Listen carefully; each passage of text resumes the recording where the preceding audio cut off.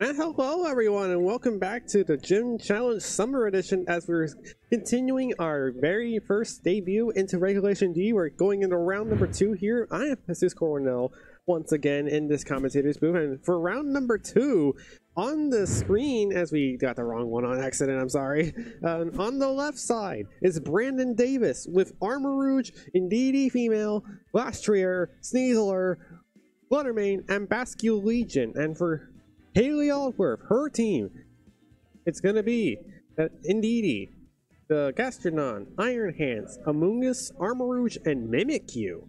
Indeedee should wake up this turn or the next turn. It does wake up right now. Go ahead and go over to Helping Hand. Wants to get some damage onto the Gastrodon before he gets any setup going, because you don't really want to take a lot of damage thanks to the Expanding Force now. Once again, boosted by the second terrain. Damage is going to be doing another one-hit knockout thanks to that Helping Hand. Armor Rouge came to play, and I don't think this Amoonguss is going to take the knockout with that Pollen Claw, so we're going to find out right now for ourselves. It does take the knockout actually thanks to that Light Horde recoil that its hook. So it's down to 2-1 for Brandon. However, this Indeedee does have Dazzling Gleam, so it does threaten this Amoonguss for a good amount of damage. And there is the Bascule Legion in the back with Ras Respects ready to go, but also that Wave Crash. Now that there's no longer a grass type, is able to do neutral damage thanks to the neutral typing between water and dark. And that's probably the game over here, as we're going to see Helping Hand once again from this Indeedee. Wants to make sure he gets the knockout with that Wave Crash. There it comes into this Amoonguss that's just Terrestrial into the dark side. It is a one-hit, it is another knockout, and that is the game 1 for Brandon for game number 1, as he takes the early lead in this round 2 game. This is going to be coming out of the wire, and I think this Fluttermane, this Fluttermane is choice spec, so it's very low HP.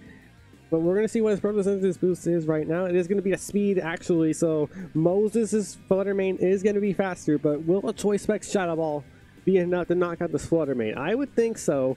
But I've seen a lot of crazy things happen between these players. Oh, actually, it's going to be a Moonblast going to come out into this Fluttermane. Will this even be another knockout? It is not!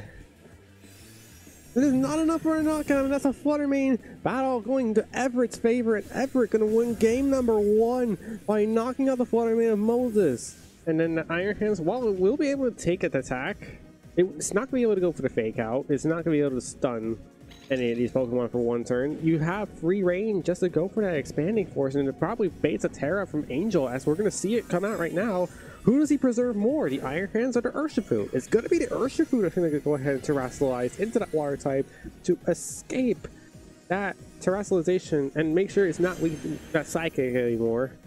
And we're going to see Indeedee go for it to follow me. Doesn't want Urshifu to threaten the Armor Rouge with its water type attacks, especially that Surging Strikes, which comes out now with that Mystic Water and terrestrialization and the 3 critical hits. Oh, this might be close. That's a good amount of damage on the first hit. Here's hit number 2. Oh, this will be close. Is the Indeedee going to survive the turn? It does! On 5 HP. Good survival there on the Indeedee, and there's the Expanding Force. It's going to do a lot of damage. One hit knocks. Wow, it just knocks out the Urshifu in 1 hit. That's how bad its special defense stat is. Oh wow, it's really not that especially bulky. Iron Hands was able to survive just barely, but if it went for that heavy slam into the Indeedee slot, down goes the Indeedee, and Armor Rouge got here relatively scot-free and took Urshifu with it.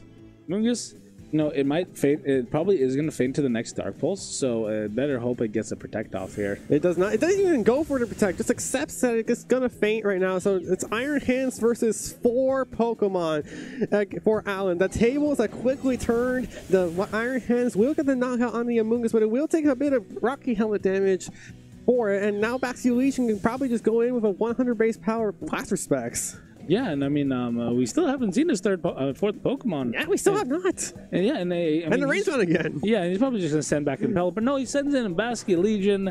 He could clean this up with a Wave Crash plus a Dark Pulse. Brian has just about clinched this.